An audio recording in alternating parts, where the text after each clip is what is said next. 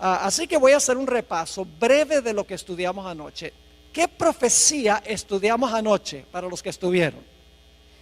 La profecía de Daniel, el capítulo 7.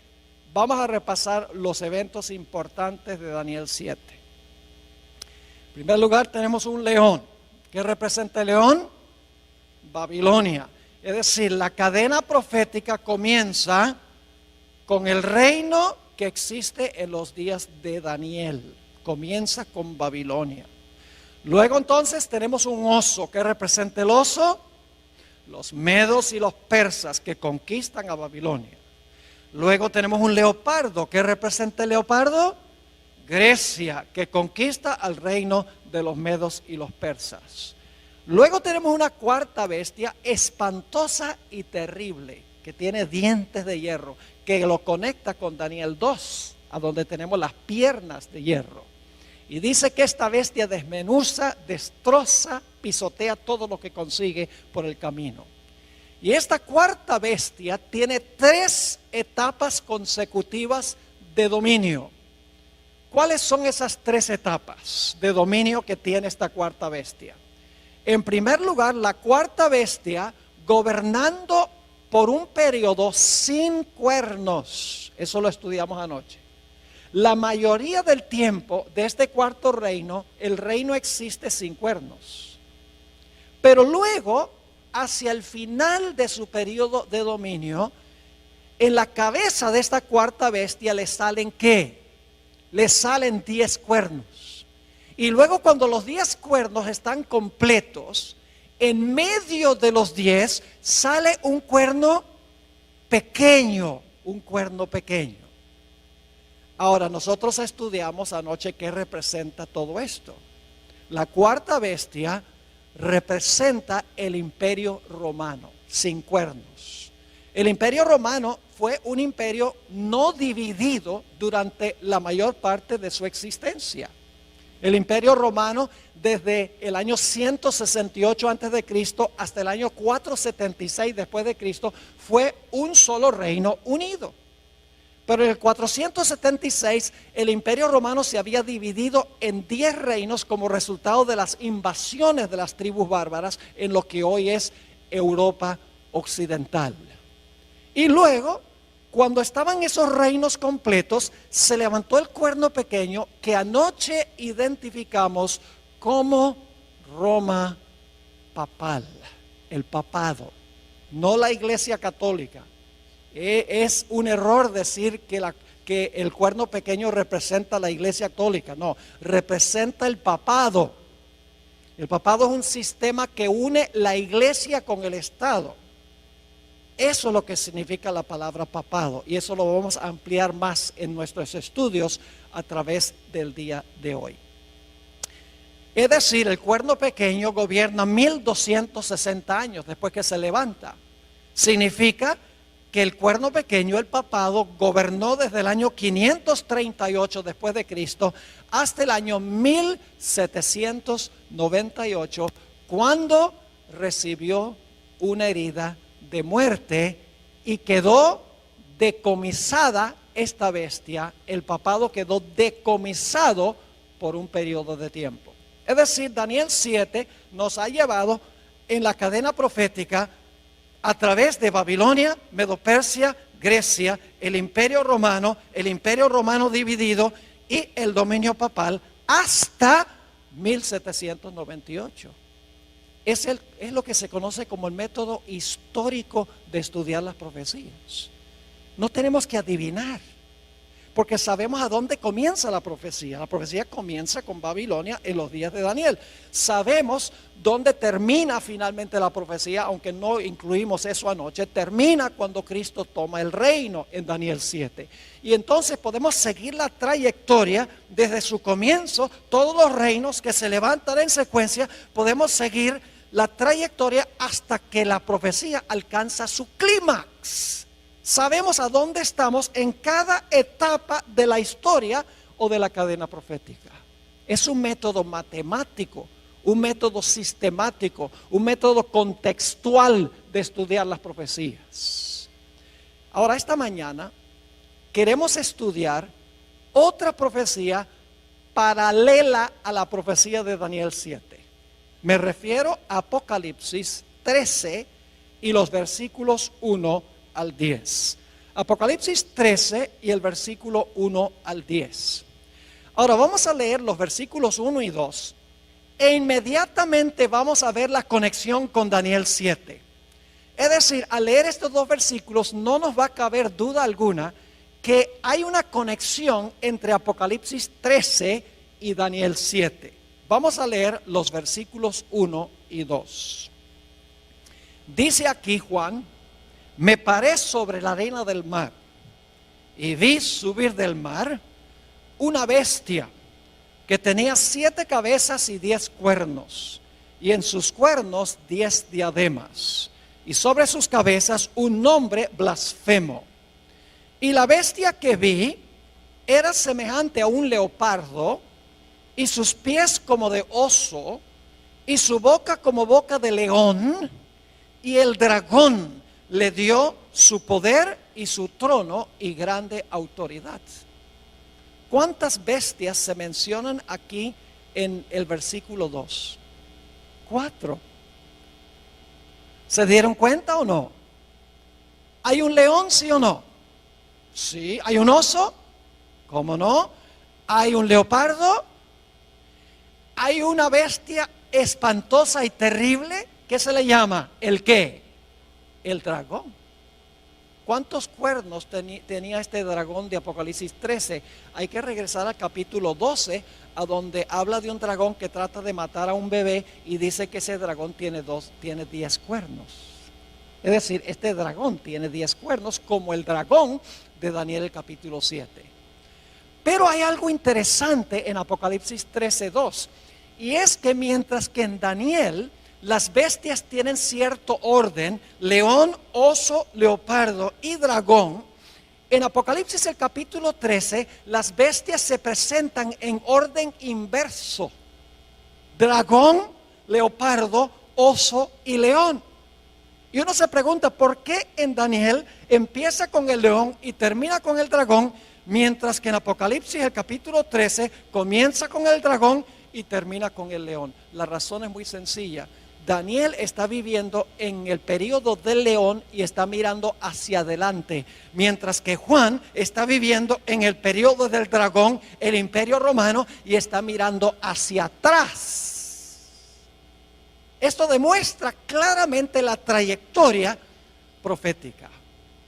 Ahora, hay un punto crucial que quiero recalcar, y es que la bestia de Apocalipsis 13 representa lo mismo que el cuerno pequeño. Esa es una premisa básica. El cuerno pequeño y la bestia representan el mismo poder. Y ustedes dirán, pastor, ¿cómo sabe usted que el cuerno pequeño y la bestia representan el mismo poder?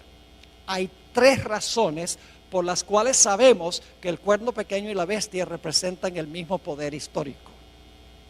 La primera razón es que el cuerno pequeño y la bestia están en el mismo punto de la secuencia.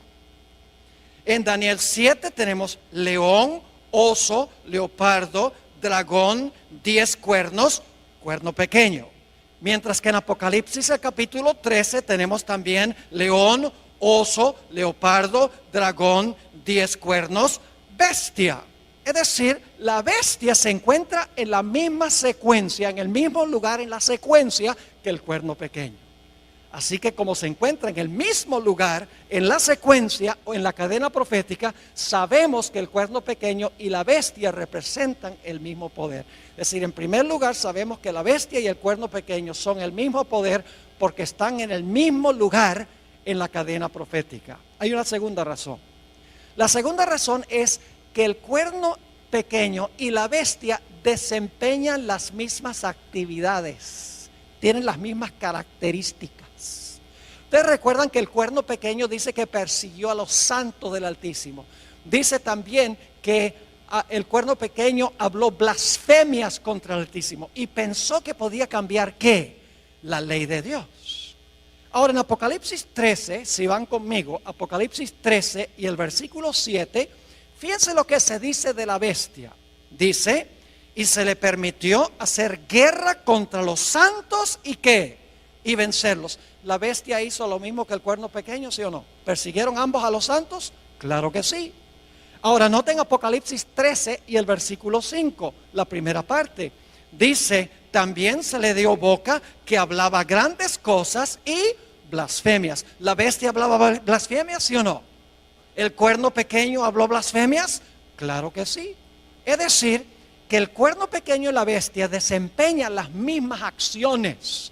Ahora ustedes dicen, ¿dónde está en Apocalipsis 13 el cambio de la ley? Aparentemente no aparece en Apocalipsis 13, pero sí aparece.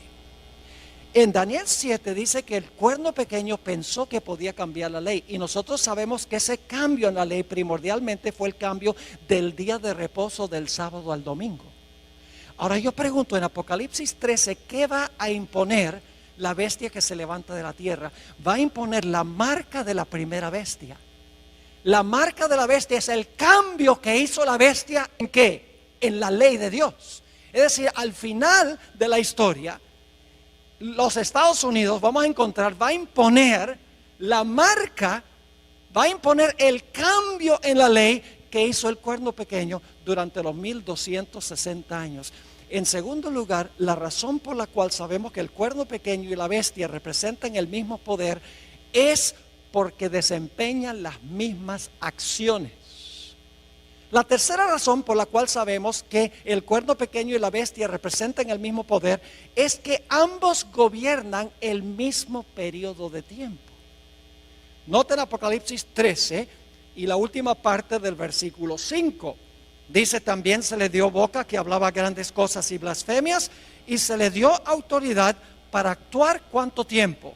42 meses. Inmediatamente alguien dice, ese no es el mismo periodo de tiempo, porque el cuerno pequeño gobernó por tiempos, la mitad de un tiempo. Aquí dice que la bestia gobernó por 42 meses. No es lo mismo. Claro que es lo mismo. Se expresa en forma distinta.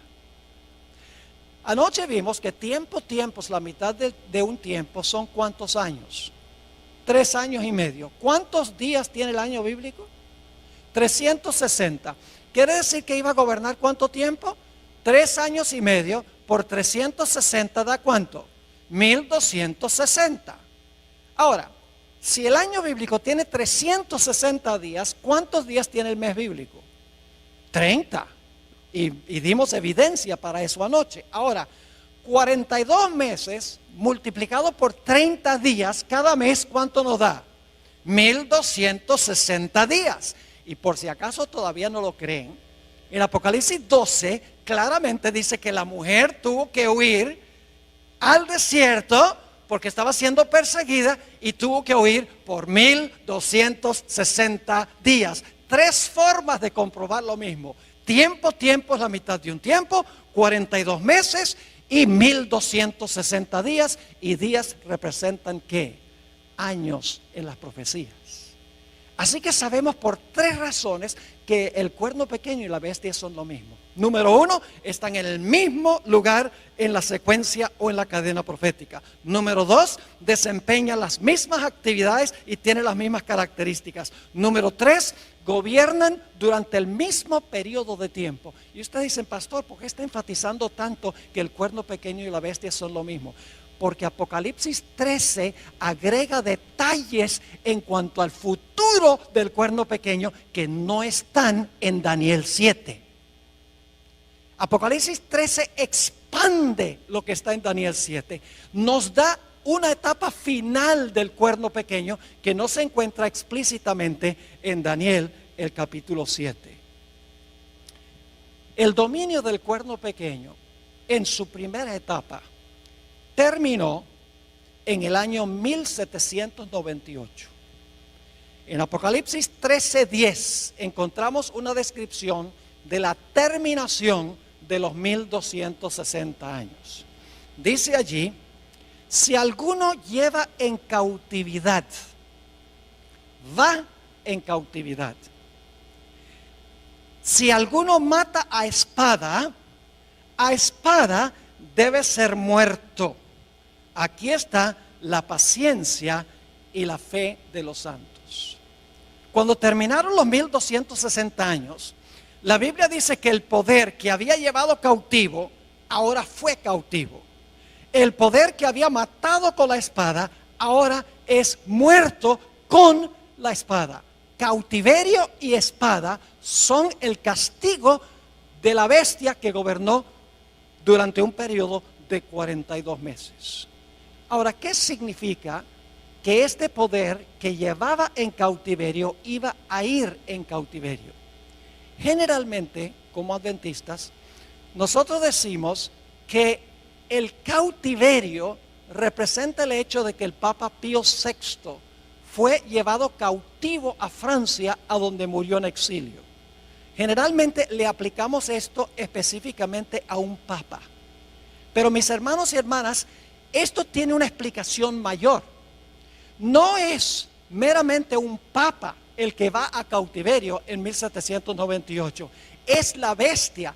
Todo el sistema va en cautiverio en 1798. No solamente un papa individual. Ahora, en unos momentos vamos a ampliar más lo que significa que la bestia fue llevada cautiva en 1798 y que recibió una herida de la espada. Hablemos en primer lugar de la espada. ¿Qué representa la espada que la bestia usaba para matar y que le dio la herida mortal a la bestia? Si yo les preguntara qué representa la espada, probablemente muchos dirían, bueno, la espada representa la Biblia, la palabra de Dios. Y en verdad en la Biblia, la espada representa la palabra de Dios. No podemos negar eso. Porque el apóstol Pablo dice en Efesios 6:17 que tomad el yelmo de la salvación y la espada del Espíritu, que es la palabra de Dios. Es decir, en la Biblia la espada puede representar la palabra de Dios, pero aquí en este pasaje no representa la espada la palabra de Dios. La espada que hirió a la bestia no es la Biblia, no es la palabra de Dios. Y usted dice, pero pastor, si claramente Pablo dice que la espada del Espíritu es la palabra de Dios. Escuchen bien, hermanos y hermanas, en la Biblia los símbolos no siempre significan lo mismo. Por ejemplo, si yo les preguntara qué representa un león, ¿qué me dirían? ¿Un león puede representar a Jesús? El león de la tribu de Judá. ¿Puede representar a Satanás? Anda cual león rugiente buscando a quien devorar. ¿Puede representar a Babilonia? ¿Puede representar a Judá, hijo de Jacob? Nada más porque encuentra la palabra león, no significa que la palabra león representa lo mismo a través de toda la Biblia. Si yo les preguntara qué representa levadura, ¿qué me dirían? La gente dice pecado, pero no solamente representa el pecado, porque en la parábola que dio Jesús de la levadura, donde se coloca la levadura en la masa y la masa crece, la lección de Jesús es que cuando el Espíritu Santo está en la iglesia crece. Es decir, levadura allí no significa pecado.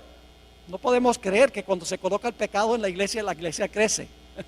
No, cuando se coloca el Espíritu Santo, la iglesia crece. Otro ejemplo, la expresión hijos de Dios. Algunas personas dicen, en el libro de Job dice que vinieron a presentarse los hijos de Dios delante de Jehová, entre los cuales vino Satán.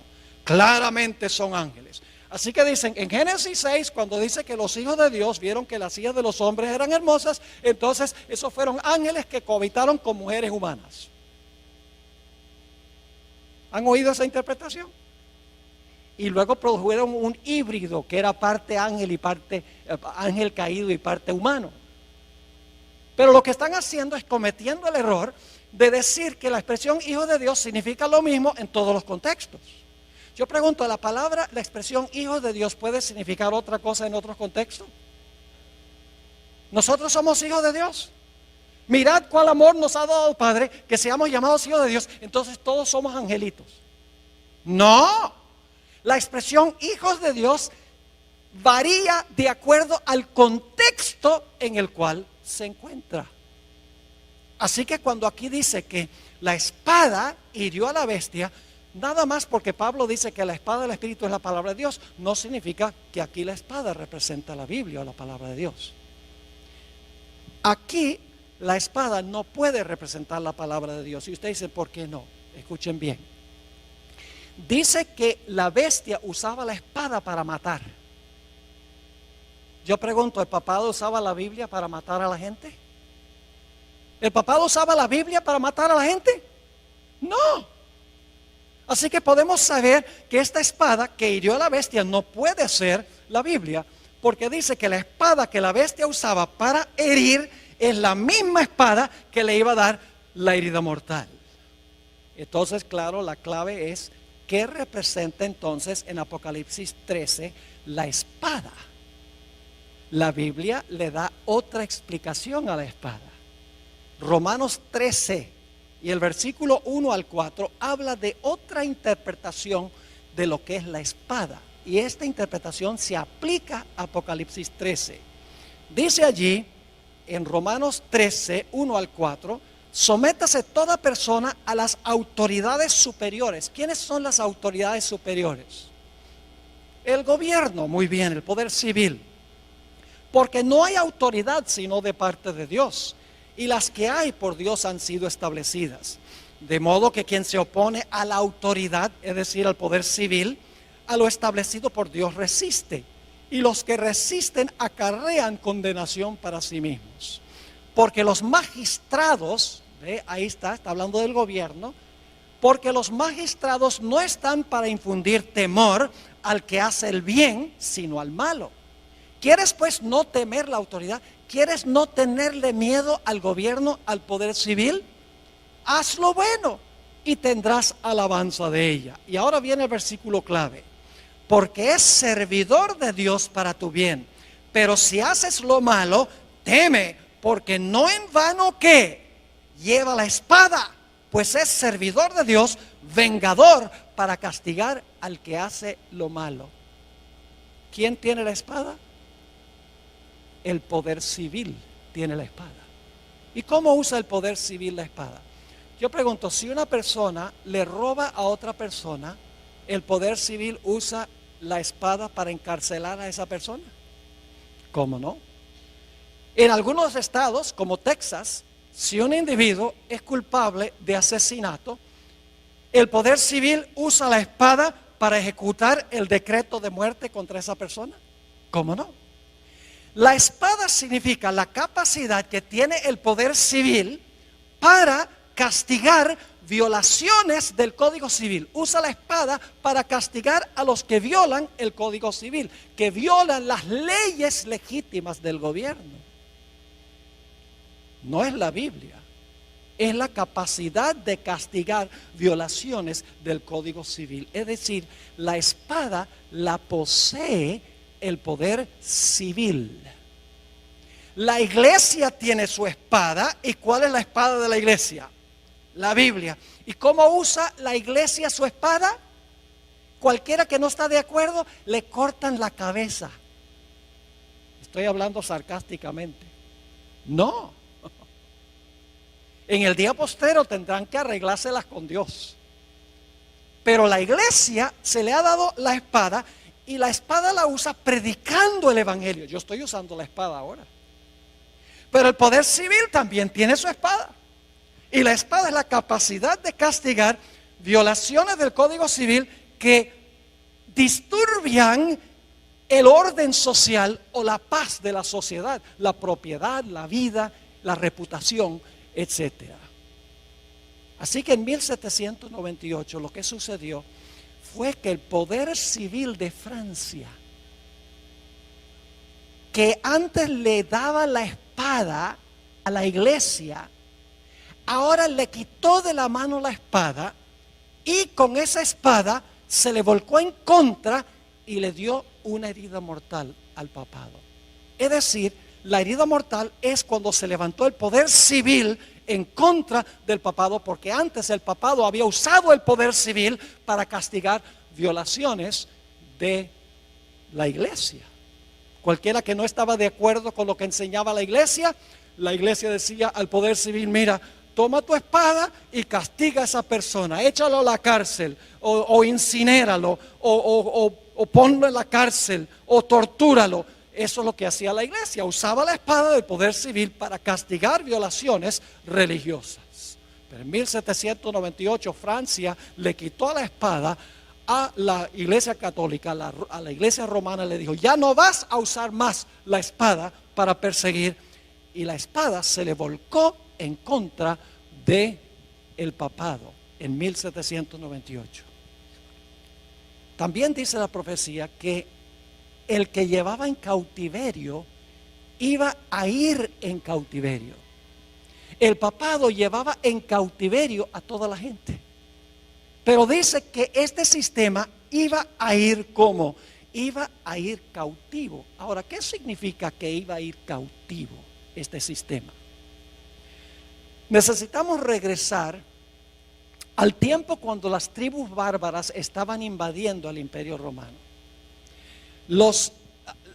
Cuando estas naciones bárbaras vinieron del norte del imperio y empezaron a parcelarse lo que hoy es el Imperio Romano, lo que había sido el imperio occidental, el imperio que quedaba en Europa, las naciones donde está en Europa hoy, esa región se convirtió en un caos. No había emperador, no había quien pusiera ley, quien pusiera orden. Y por lo tanto, las tribus bárbaras le pidieron al obispo de Roma, que su religión se había proliferado por todo el imperio para ese tiempo, le dijeron: ¿por qué no pones tú la ley y el orden aquí en el imperio? Porque todo está en caos. Y de esa manera el obispo de Roma, que hoy conocemos como Papa, no solamente comenzó a gobernar en cosas religiosas, no solamente era el líder de la iglesia, sino que también se convirtió en el líder civil. Ahora, antes de que el papado ascendiera al trono temporal, el papado estaba atado, es decir, la bestia estaba atada y no podía desempeñar sus acciones. Pero cuando se quitó la restricción del imperio y el papado pudo subir al trono temporal, el papado ahora quedó libre para perseguir y desempeñar las acciones que dice la profecía. Es decir, lo que significa que este poder estaba atado, significa que los poderes civiles están en función y por lo tanto, estando los poderes civiles en función, el papado no puede dominar en asuntos civiles. El quitar la restricción significa que ahora los poderes civiles le rinden su apoyo al papado para que el papado pueda desempeñar sus funciones. Quiero leerles un par de citas de un cardenal de la Iglesia Católica, Enrique Eduardo Manning, a donde él explica lo que acabo de describir. Dice lo siguiente: cuando las tribus bárbaras, y yo no sé si vamos a tener esto en la pantalla para que la gente pueda ver esta cita, tal vez no la vamos a tener, pero voy a leerlo de todas maneras. Dice que cuando las tribus bárbaras invadieron el imperio, escuchen bien, los pontífices se hallaron solos porque ya no había emperador. Como la única fuente del orden, la paz, la ley y la seguridad. Es decir, cuando los bárbaros invadieron, ahora como no había emperador, no había ley ni orden, dice que el único que podía mantener un poco el orden eran los obispos, es decir, el obispo de Roma, los que llamamos papas hoy, los pontífices. Y ahora escuchen cómo se describe esto. Y desde la hora de esta liberación providencial, ¿qué necesita usted hacer para liberar a alguna persona? La persona tiene que estar ¿qué? La persona tiene que estar cautiva, ¿verdad? Si se va a librar es porque está cautiva. Es decir, cuando el Papa asciende, dice esto, para establecer orden en el imperio, no solamente religioso, sino civil, dice, desde la hora de esta liberación providencial, cuando por intervención divina se le cayeron las cadenas de las manos al sucesor de Pedro. Es decir, cuando ahora el papado no solo gobierna en asuntos religiosos, sino en asuntos civiles, dice que se le caen las cadenas de las manos al sucesor de Pedro, porque antes estaba ¿qué? Encadenado. Como una vez habían caído de las suyas, ningún soberano ha reinado en Roma, sino el vicario de Jesucristo. En otra cita, Manning dice lo siguiente: el papado esperó hasta el momento propicio en que Dios rompiera sus ¿qué? ¿En qué condición estaba el papado antes de ascender al poder civil, de usar el poder civil? ¿Estaba qué? Atado. Dicho sea de paso, aquí tenemos que entender 2 Tesalonicenses 2, donde dice que había uno que detenía para que no se manifestara el hombre de pecado. ¿Lo han leído? ¿Qué era lo que detenía al papado para que no pudiera manifestarse? El poder civil de Roma. Mientras el poder civil de Roma estaba, el hombre de pecado estaba ¿qué? Atado. Cuando es quitado del medio el poder civil y ahora el papado gobierna, ahora es ¿qué? Librado. ¿Están entendiendo o no? Ahora dice, el papado esperó hasta el momento propicio en que Dios rompiera sus ataduras y lo librara de la sujeción a los poderes civiles. ¿De qué es la liberación del papado? Son librados de sujetarse ¿a qué? A los poderes civiles, colocándolo así sobre el trono como dueño de su propia soberanía temporal. En 1798 lo que sucedió fue que la espada del poder civil de Francia, donde antes Francia usaba la espada para defender a la iglesia, el gobierno francés dijo, le quitó la espada y dijo, ya no te vamos a prestar la espada. La espada se levantó en contra del papado, le dio la herida mortal. Y en vez del papado ahora estar libre de ejercer dominio temporal, ahora el gobierno francés y nación tras nación en Europa le pone restricciones, no dejan que la iglesia use el poder civil y por lo tanto se le ponen otra vez las esposas a este sistema y queda encarcelado. Yo pregunto, ¿qué tendría que suceder para que este poder recupere su libertad y se sane de su herida? ¿Qué tendría que pasar? Tendría que recuperar el apoyo de la espada ¿qué? Del poder civil. Y tendría que permitir las naciones del mundo que este poder los use de nuevo, y entonces el papado ya no estaría restringido, sino que estaría ¿qué? Libre. Eso fue lo que sucedió en 1798. La iglesia quedó atada en el sentido de que ya no podía usar los poderes civiles. Recibió la herida mortal de la espada porque la espada ya no se prestó para ser usada por la iglesia para perseguir a aquellos que no concordaban con ella. Pero la profecía de Apocalipsis 13 nos dice que habrá otra etapa del cuerno pequeño o de la bestia. Apocalipsis 13 y el versículo 3 nos dice, después vi otra bestia, antes de eso, 13:3, vi una de sus cabezas como herida de muerte, y ahora escuchen lo que sucede, pero su herida mortal fue sanada, y se maravilló toda la tierra en pos de la bestia. Yo pregunto, ¿este poder va a recuperar su dominio? Sí.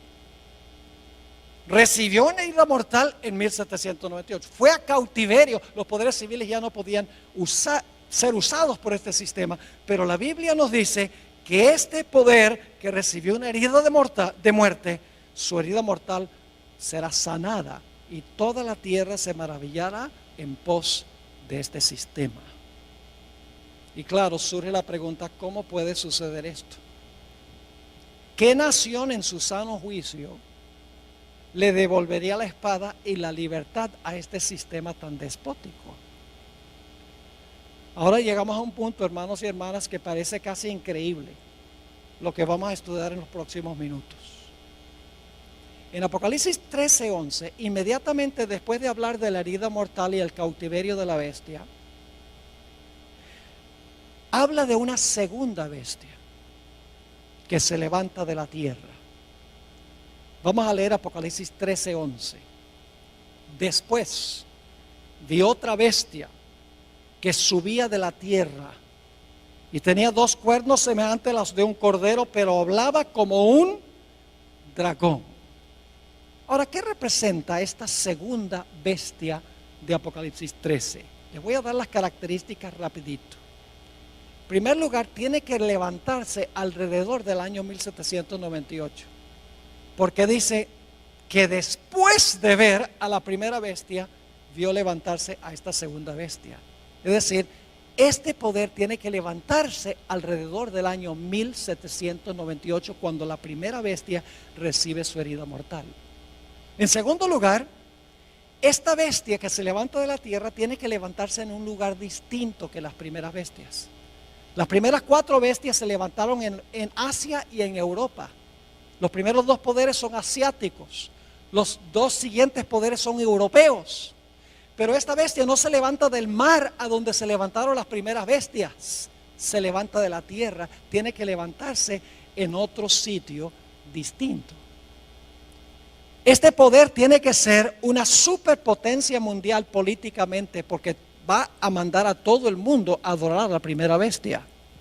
Tiene que ser una potencia económica, porque va a poder prohibir comprar y vender a nivel global. Tiene que ser una superpotencia militar, porque va a imponer el decreto de muerte contra aquellos que no adoren a la primera bestia y reciban su marca. También sabemos que esta segunda bestia es más joven que la primera bestia. La primera bestia tuvo una larga trayectoria, 1260 años, recibió su herida mortal y luego se levanta, está retoñando después de 1798, esta bestia que se levanta de la tierra. La segunda bestia es más joven que la primera bestia, pero es contemporánea con la primera bestia. Ahora, lo más insólito e increíble, mis hermanos y hermanas, es que esta segunda bestia que se levanta de la tierra va a ayudar a la primera bestia a recuperar el poder que perdió, a recuperar su libertad y su espada. Ustedes dicen, ¿cómo sería posible eso? Que esta nación, porque una bestia representa una nación, que se levanta alrededor del año 1798, una superpotencia económica, política, militar, que no se levanta ni en Asia ni en Europa, que esa nación lo que va a hacer es ayudar a la primera bestia a recuperar la espada y a salir de la cárcel. ¿Cómo es posible tal cosa? Es lo que la profecía dice. Ahora escuchen, las bestias de Daniel 7, cada una pelea con la bestia anterior para quitarle el poder. El oso acaba con el león.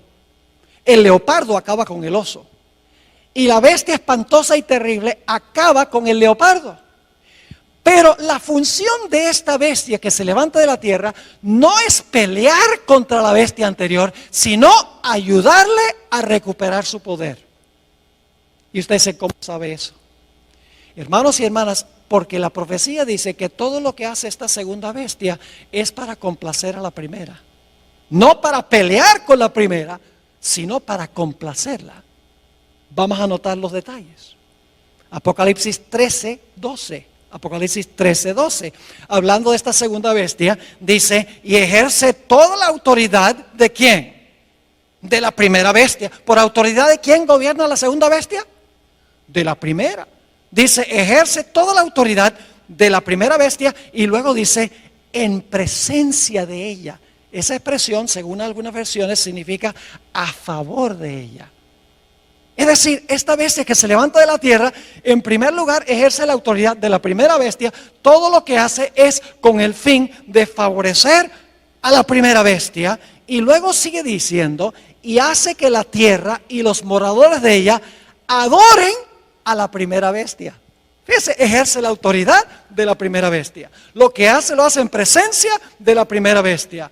Además de eso, manda a todos a adorar a la primera bestia. ¿Y sabe qué más hace? Una imagen de la primera bestia. Impone la marca de la primera bestia. ¿Cuál es la función de esta segunda bestia? Todo lo que hace es para ayudar a la primera bestia a recuperar el poder que perdió cuando recibió la herida mortal. Yo pregunto, ¿cuál nación sería esta? Una nación que no es asiática ni europea, una nación que es una superpotencia económica, militar y política, una nación que se levantó alrededor del año 1798 en otro lugar distinto. ¿Cuál es la única nación que puede estar representada aquí? No cabe duda, las características indican claramente que esta nación representa a los Estados Unidos de América. Dice, pastor, esto es ridículo. Usted está diciendo que los Estados Unidos, que incorporó en su constitución la libertad civil y religiosa, que le va a devolver al papado su libertad y le va a brindar otra vez la espada del poder civil para perseguir a los que no están de acuerdo con lo que enseña y practica la iglesia. Pastor, eso es ridículo. Nunca podría pasar en este país de la libertad. Yo pregunto, ¿en qué se parece un cordero a un dragón? En nada. Esta es una bestia contradictoria. Porque mientras que tiene dos cuernos como de cordero, ¿qué hace? Habla como dragón. Ahora necesitamos dedicar unos minutos a hablar de la característica principal que yo veo aquí que necesitamos entender. Los dos cuernos como de cordero que tiene esta bestia. La bestia esta representa a los Estados Unidos. Las características son demasiado claras. Y dice que esta bestia tiene dos cuernos como de cordero. Ahora la pregunta clave es, ¿qué representan los dos cuernos como de cordero? El paralelo más cercano que tenemos se encuentra en Daniel 8. Así que vamos a Daniel 8, el capítulo 8 y el versículo 3. Ahí encontramos un carnero. ¿Y cuántos cuernos tiene el carnero? Dos cuernos tiene el carnero. Es una sola nación, porque es un solo carnero. Pero ese solo carnero tiene ¿qué? Tiene dos cuernos. Dice allí, en Daniel 8:3, alcé los ojos y miré. Y he aquí un carnero, una sola bestia, que estaba delante del río y tenía dos cuernos. Y aunque los cuernos eran altos, uno era más alto que el otro y el más alto creció después. Así que quiero que se imaginen un carnero, que es un cordero macho. El carnero tiene dos cuernos, una nación con dos cuernos. Ahora la pregunta clave es, ¿qué representan los dos cuernos? Los dos cuernos representan dos reinos en esa misma nación. Noten el versículo 20. El versículo 20 tiene la explicación. Dice, en cuanto al carnero que viste, que tenía dos cuernos, estos son los reyes ¿de qué? De Media y de Persia. Era una nación que se componía de dos reinos. Entonces yo pregunto, ¿qué representan los dos cuernos como de cordero? Tiene que ser una sola nación porque es una sola bestia. Pero como tiene dos cuernos como de cordero, debe ser una nación que se compone de dos ¿qué?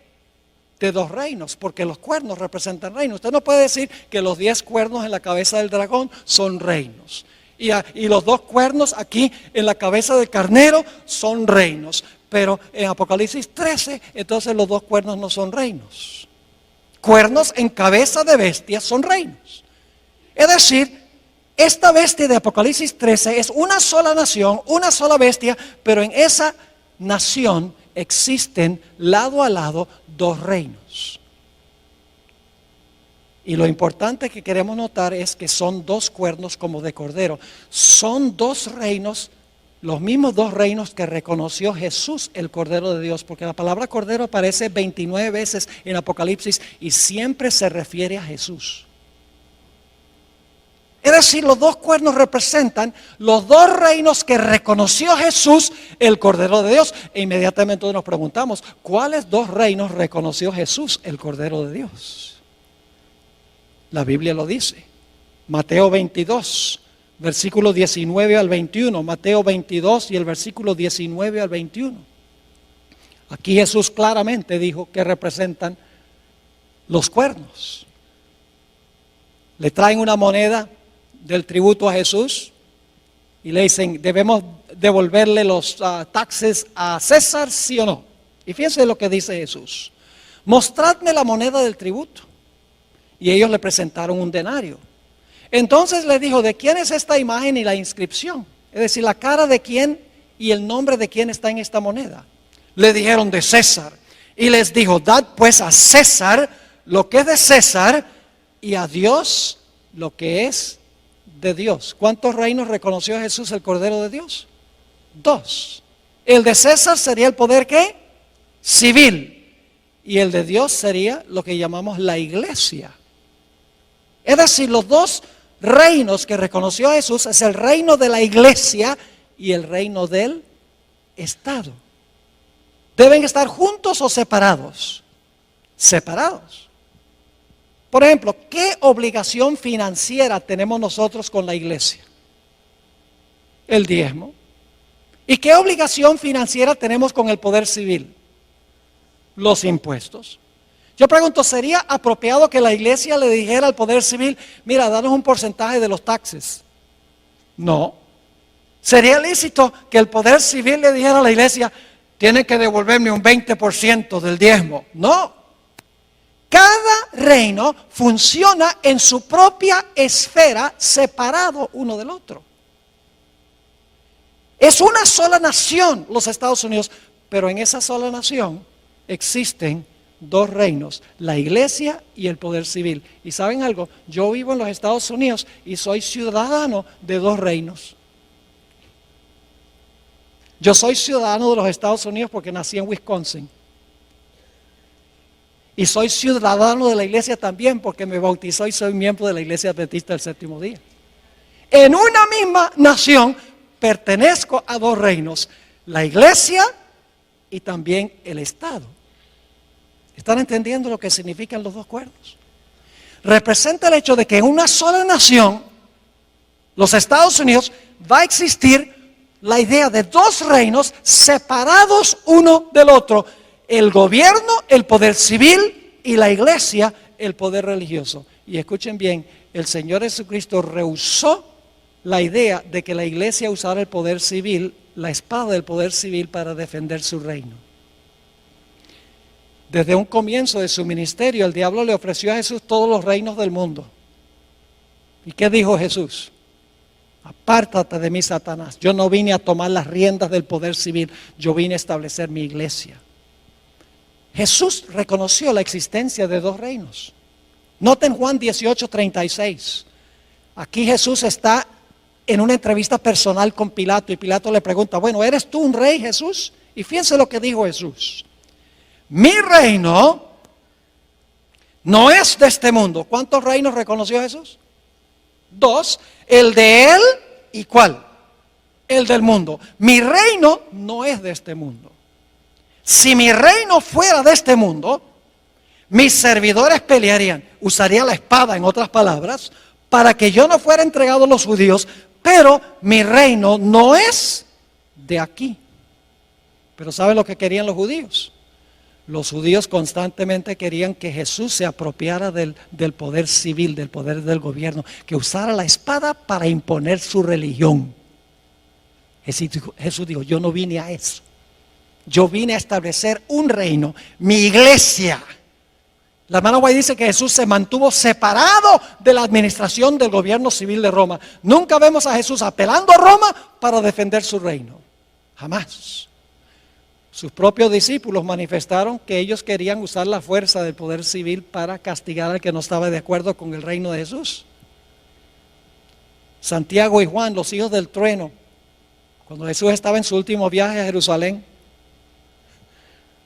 Jesús quería pasar por algunas aldeas samaritanas para cortar camino a Jerusalén y pidió permiso y las aldeas dijeron, no puedes pasar por aquí. Santiago y Juan se indignaron. Y le dijeron a Jesús, ¿cómo se les ocurre a esas aldeas decirle no a nuestro Mesías? ¿Quieres que llamemos fuego del cielo y quememos esas ciudades? Querían usar la fuerza para imponer su religión. Cuando Jesús alimentó a los 5,000, Judas, el cabecilla, revolvió a la muchedumbre para que tomaran a Cristo y lo hicieran rey.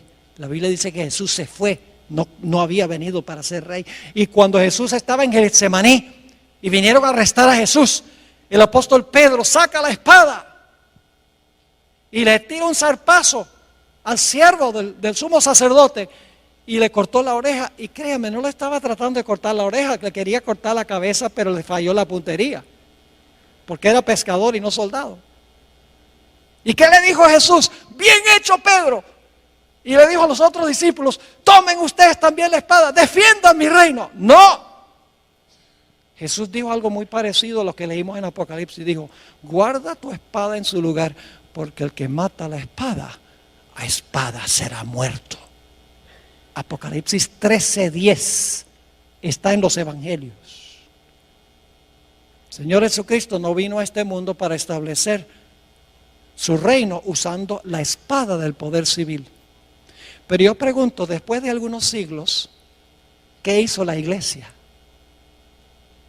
La iglesia se tornó apóstata porque ascendió al trono, fue librado de los poderes civiles y ascendió ahora para gobernar, salió de la cárcel, fue librado y ahora gobierna en asuntos civiles y usa la espada del poder civil para imponer su religión. Eso pasó en los días de Constantino. En adelante la iglesia se tornó apóstata. Y el reino que Jesús había rechazado, ahora el obispo de Roma dijo, yo lo acepto.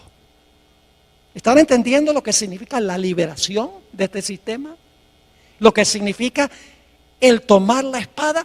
Mis hermanos y hermanas, lo que sucedió en 1798 fue que el poder civil le quitó el apoyo de la espada al papado. Dijo, ya no nos vas a usar más.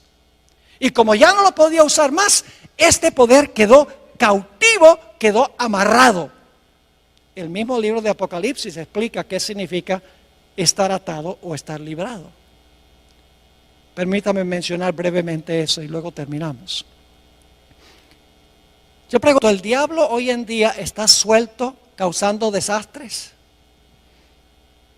¿Por qué puede Satanás hoy en día causar tantos desastres? Porque él tiene gente que lo apoya, ¿sí o no? Mientras tiene sus gentes, primordialmente los reyes de la tierra, está libre. Pero ¿qué sucede en la segunda venida de Jesús? Todos los que lo apoyan, ¿qué? Van a quedar muertos.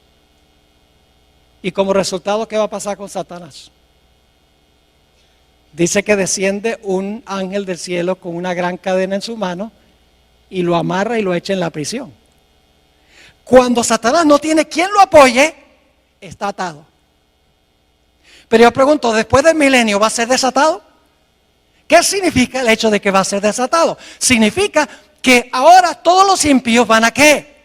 A resucitar. Ahora tiene quien los apoye.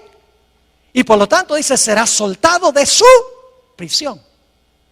Cuando el papado tenía el apoyo de los poderes civiles, estaba ¿qué?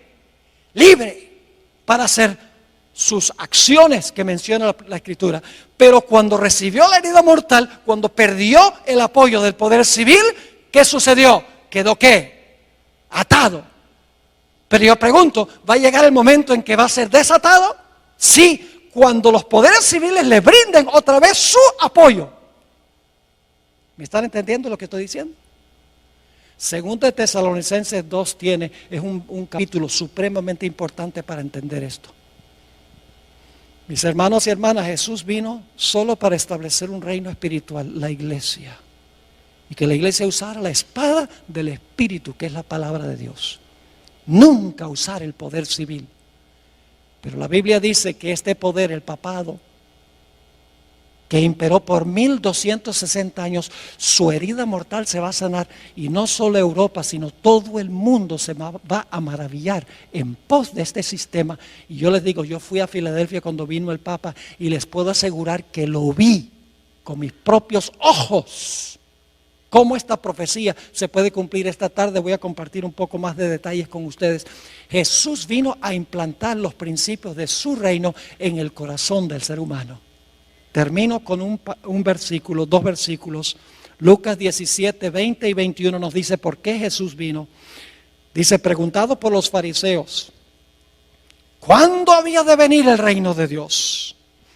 Y ellos, claro, creían que era el reino de la fuerza. Le respondió y dijo: el reino de Dios no vendrá con advertencia. La palabra significa no vendrá con una exhibición externa de poder. Ni dirán, helo aquí o helo allí. Porque he aquí, el reino de Dios está en vosotros. Una mejor traducción que entre es: el reino de Dios está en vosotros. Cristo vino a implantar los principios de su reino en el corazón humano. No vino a tomar las riendas del poder civil para imponer por la fuerza su religión. Vamos a repasar para colocar el marco de lo que vamos a hablar esta tarde. Babilonia, Medo-Persia, Grecia, el Imperio Romano dividido. El papado gobierna 1260 años. Recibe una herida mortal en 1798. Por un tiempo el poder está inactivo, pero mientras ese tiempo inactivo existe, se levanta otra nación. Cuando cae la primera en 1798, los Estados Unidos, y después de un periodo de inactividad, el poder que gobernó durante los 1260 años va a recuperar la espada y su libertad. ¿Dónde estamos en la cadena profética? Dígame usted, ¿dónde estamos en la cadena profética? Hermanos y hermanas, nosotros estamos ahora en la terminación del periodo de la herida mortal.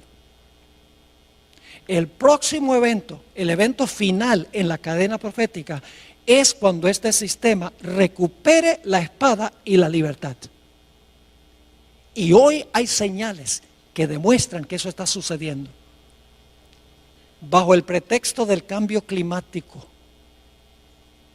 podría presentarles un tema de 1 hora nada más sobre eso. ¿Han oído ustedes del proyecto 2030 de las Naciones Unidas? Esto no es sensacionalismo, esto lo han puesto en forma escrita. Con el liderazgo del papado, la encíclica Laudato Si, todos los gobernantes del mundo en París, de las naciones del mundo, firmaron un acuerdo para acabar para el año 2030, y hay un montón de especificaciones, para el año 2030, acabar con el problema del cambio climático y acabar totalmente con la pobreza a nivel mundial.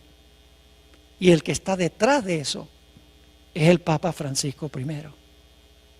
Todo el mundo, todos los reyes de la tierra están siguiendo la agenda de la Iglesia romana, como que han olvidado la historia. Nuestro propio presidente Barack Obama desconoce estas cosas, porque han olvidado la historia, ya sea voluntariamente o ya sea porque ignoran la historia. La Biblia dice que la van a repetir. Nosotros tenemos una función, hermanos y hermanas, y es proclamar estas cosas. Porque la gente está inquieta, la gente no sabe qué está pasando, la gente sus corazones están angustiados de temor, porque no saben para dónde va todo esto. La iglesia adventista sabe para dónde va todo esto. Ay de nosotros si nosotros no compartimos este mensaje con la gente que está buscando paz y tranquilidad en su vida. ¿Le quedó claro lo que estudiamos? Gloria a Dios. Ahora esta tarde lo que vamos a hacer en el primer tema, creo que es a las 3 de la tarde, le voy a comprobar, leyendo citas de los fundadores constitucionales de los Estados Unidos, a donde ellos vez tras vez en sus escritos dicen: lo que caracteriza a esta nación es que hay dos reinos, la iglesia y el Estado, separados uno del otro. Lo dice la primera enmienda a la Constitución de los Estados Unidos. Ahí están los dos cuernos como de cordero. En la misma Constitución de los Estados Unidos están los dos cuernos. Y en los escritos de George Washington, está en los escritos de Benjamin Franklin, está en los escritos de James Madison, de Thomas Jefferson, de Juan Adams. Todos se refieren a estos dos cuernos, libertad civil y libertad religiosa, separando la iglesia del Estado. El papado dice: no, lo que tenemos que hacer es unir la iglesia con el Estado. Eso es lo que hace que el papado sea papado. Es que es capaz de unir la iglesia con el poder civil para imponer por la fuerza su religión y sus prácticas. Quiero aclarar que no me estoy refiriendo aquí a las personas que pertenecen, individuos que pertenecen a esta iglesia. Yo creo que usted ama a Jesús, le sirve lo mejor que puede de acuerdo al conocimiento que tiene. Esto no es un ataque contra personas que están dentro de este sistema. Que la gente desconoce esto. Pero Dios llama a esa gente a salir de ese sistema una vez que conocen la verdad. Oremos. Padre Celestial, gracias te damos por la claridad de la cadena profética. No tenemos que especular, ni adivinar, ni conjeturar, ni sensacionalizar. Todo está en su orden exacto, como ha sucedido y sucederá. Padre, no es suficiente conocer estas cosas. Necesitas, a través de tu Santo Espíritu, que nuestra vida espiritual se caliente. Que sintamos este celo por proclamarle al mundo estas grandes verdades. Para que puedan tener una relación más estrecha contigo y puedan formar un carácter a prueba de fuego. Gracias te damos, Señor, por el privilegio de estar en este lugar tan cómodo. Pronto este privilegio terminará. Ayúdanos, Señor, en estos tiempos de relativa prosperidad a aprovechar los privilegios que tú nos concedes y a cumplir nuestra responsabilidad. Gracias, Padre, por habernos acompañado y por acompañarnos esta tarde. Te lo pedimos en el precioso nombre de nuestro Señor y Salvador Jesús. Amén. Amén.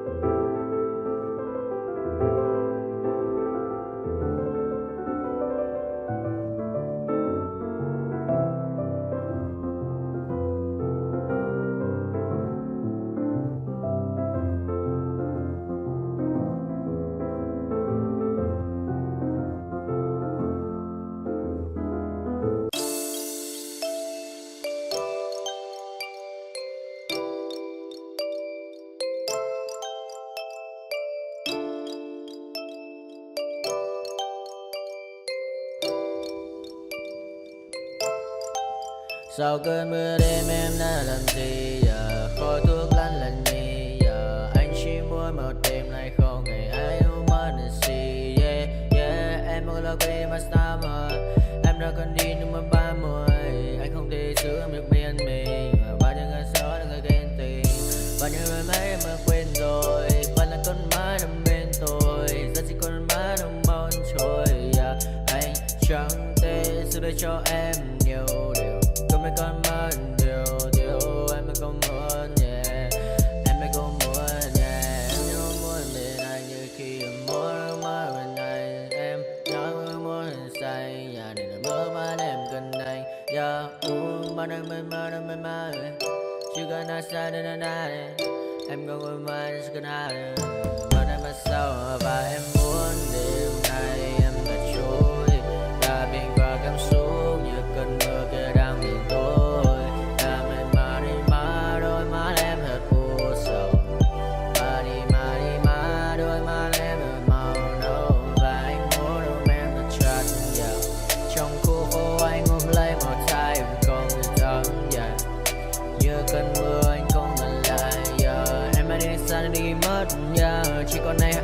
cơn nỗi buồn như anh không ngờ như em, ta còn bên nhau xa rồi, chỉ còn cơn mưa cứ đang nhạt trôi và em